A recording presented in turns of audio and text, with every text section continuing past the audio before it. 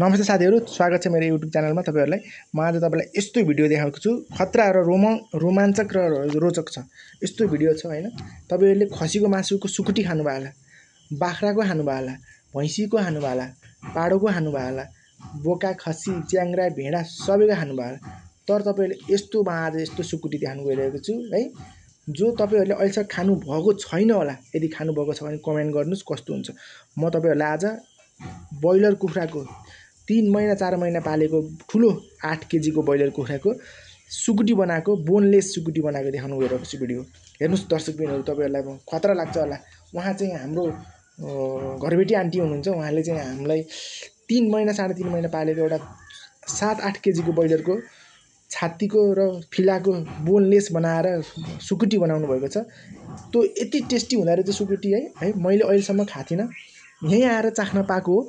यस्तो बबाल सुकुटी हुँदा रहेछ। तपाईहरुले पनि बनाएर खानुस्, एकचोटी विचार गर्नुस्। पाडोको र खसीको मासुको सुकुटी भन्दा ब्रोइलरको सुकुटी एकदमै बबाल र टेस्टी हुँदा रहेछ साथीहरु। तपाईहरुले म हुँइ लएर देखाउन लागेको छु। उहाँ बनाउने मान्छे उहाँ हुनुहुन्छ। उहाँले चाहिँ विगत 10 वर्षदेखिबाट यही सुकुटी बनाएर कुखुराको सुकुटी बनाएर बेचिरहनु भएको छ है। उहाँको सुकुटीको कला एकदम स्पष्ट छ। टक्क लाएर झुरुङ झुरुङ बनाएपछि यसमा घिराउला, फर्सी, आलुवा मिसाएर खाँदाखेरि यति मिठो हुन्छ र साथीहरु। तपाईहरुलाई म आज यस्तो नयाँ र रोचक भिडियो देखाउन गइरहेको छु हैन।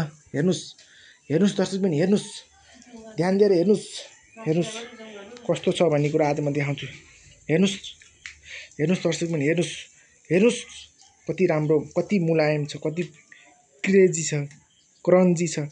यस्तो सुकुटी खाँदाखेरि कसको मन नरसौला र।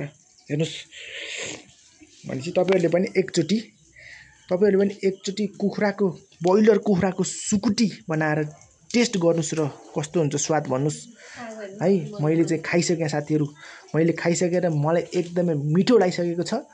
अब तपाईहरु पालो कुखुराको सुकुटीको मासु खानलाई कस्तो हुन्छ है। ल अब आजै भोलि नै अहिले नै तपाईहरुले चाहिँ ब्रोइलर कुखुराको मासुको बोनलेस सुकुटी बनाएर खानुस् र कस्तो हुन्छ कमेन्ट गर्नुस् है। यदि खानु भएको छ भने कस्तो भयो कमेन्ट गर्नुस् भन्दै आजको भिडियो यही अन्त्य गर्छु। धन्यवाद।